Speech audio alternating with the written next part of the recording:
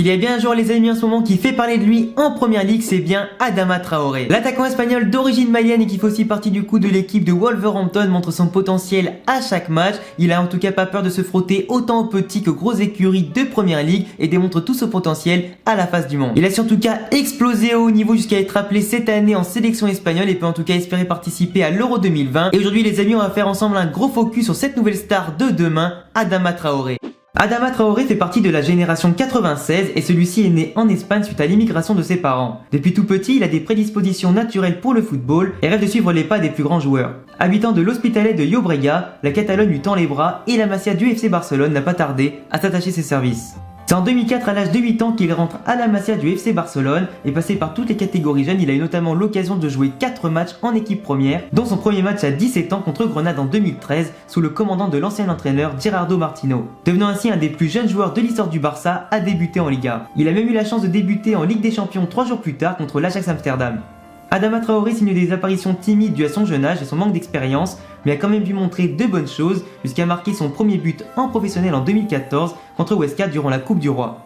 Malheureusement pour lui, l'aventure a vite tourné court après seulement 4 matchs en équipe première, mais à 17-18 ans, il a encore tout son temps pour progresser et se montrer davantage. Il est donc redescendu en équipe B, portant son total à 8 buts en 63 matchs, ce qui pousse en tout cas Luis Enrique à garder un œil très attentif autour de lui, mais en 2015, il s'envole pour Aston Villa en première ligue, pour un transfert peu concluant car il ne joua que 12 matchs durant la saison. En 2016, il rejoint le Middlesbrough de Heitor Karanka qu'il a engagé pour 2 saisons en jouant bien plus de matchs et en se montrant toujours plus décisif. En 2018, il a signé à Wolverhampton fraîchement promu et aujourd'hui il casse la baraque avec son équipe qui squatte la haute partie du classement et parvient régulièrement à faire tomber les cadors. Ce qui est impressionnant, c'est que Adama Traoré est avant tout un milieu de terrain offensif de formation qui a su se reconvertir au fil du temps en pur attaquant ou en ailier avec une puissance incroyable. Quand on regarde sa transformation physique avec le temps que lui-même juge naturel avec un métabolisme fait pour prendre de la masse, on voit directement qu'il a beaucoup travaillé autant techniquement que physiquement pour en arriver là. Sa puissance physique le rend très rapide et solide dans les duels avec une agressivité hors du commun et surtout au pressing instauré à Wolverhampton par Nuno Gomes et qui lui donne une condition qui le rend vraiment infatigable. On a une belle physique qui s'entend parfaitement avec ses coéquipiers comme Raúl Jiménez ou encore Ruben Neves, avec beaucoup d'échanges durant le match, des appels croisés, des déviations et même un jeu dos au but hyper intéressant.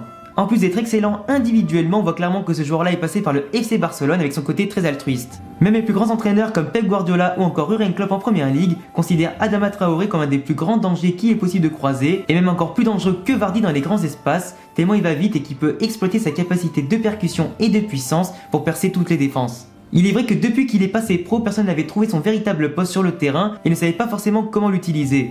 Mais on voit clairement que cette saison, son entraîneur Nuno Gomes a montré la voie et maintenant tout le monde le craint. On a clairement vu son niveau contre City par exemple avec un but et une passe décisive pleine de maîtrise et après un gros pressing, montrant qu'il a de la ressource même contre les meilleures équipes. Avec 4 buts et 4 passes décisives pour le moment, il est respecté de tous et fait trembler toutes les défenses. Ce n'est pas pour rien que Adama Traoré a été appelé pour la première fois en sélection en 2019, mais malheureusement pour lui, il s'est blessé et n'a pas pu y aller, mais à quelques mois de l'Euro 2020, il a encore toutes ses chances d'être dans la dernière liste, après tout, c'est celle qui compte le plus. Il a récemment déclaré que si une grosse équipe comme le Real Madrid venait à l'appeler un jour, il irait sans hésiter même s'il a joué par le passé au FC Barcelone.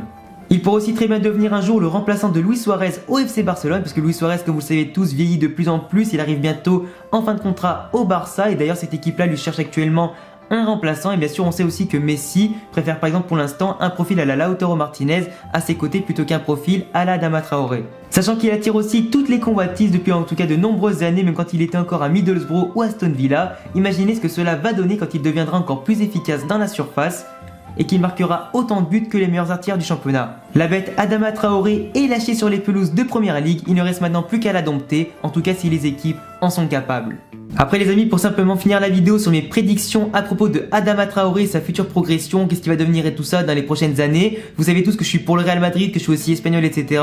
Donc forcément, j'aimerais qu'une seule chose, c'est que ce gars-là progresse de ouf, qu'il apporte un autre profil à l'Espagne, qu'il apporte sa puissance, son dynamisme, sa vitesse, pourquoi pas davantage de buts et tout ça. Ce serait vraiment hors norme pour nous, autant en Espagne que pourquoi pas pour le Real Madrid à l'avenir si on veut le recruter, s'il a percé en première ligue. Mais en tout cas, pour moi, je pense que d'ici 2020-2021, il va aller dans un club bien plus huppé, il va avoir une grosse marge de progression, il va finir par devenir un des meilleurs buteurs de première ligue, voire d'un autre championnat s'il part en tout cas d'ici. C'est un très bon joueur qui a beaucoup de moyens de progresser encore physiquement, techniquement et tout ça. Il a encore un jeu qui demande encore pas mal de perfectionnement autour de son nouveau poste, parce que forcément il a été simplement utilisé à la base comme couteau suisse, il a les sauts au milieu offensif et tout ça, donc forcément c'est pas encore un poste qu'il maîtrise à la perfection, mais quand il sera bien ancré dans un dispositif, ce sera comme à Wolverhampton, une véritable machine. Après vous le savez tous les amis, dans le football tout va très vite, un jour t'es en haut, un jour t'es en bas, donc forcément on sait pas encore ce que l'avenir nous réserve, mais j'espère vraiment qu'avec lui ce sera vraiment qu'une bonne surprise. Donc en tout cas voilà les gars, cette vidéo sur Adama Traoré est terminée, j'espère qu'elle vous a plu, que vous avez appris des choses, que vous avez pourquoi pas eu envie d'aller voir qui était ce joueur un peu plus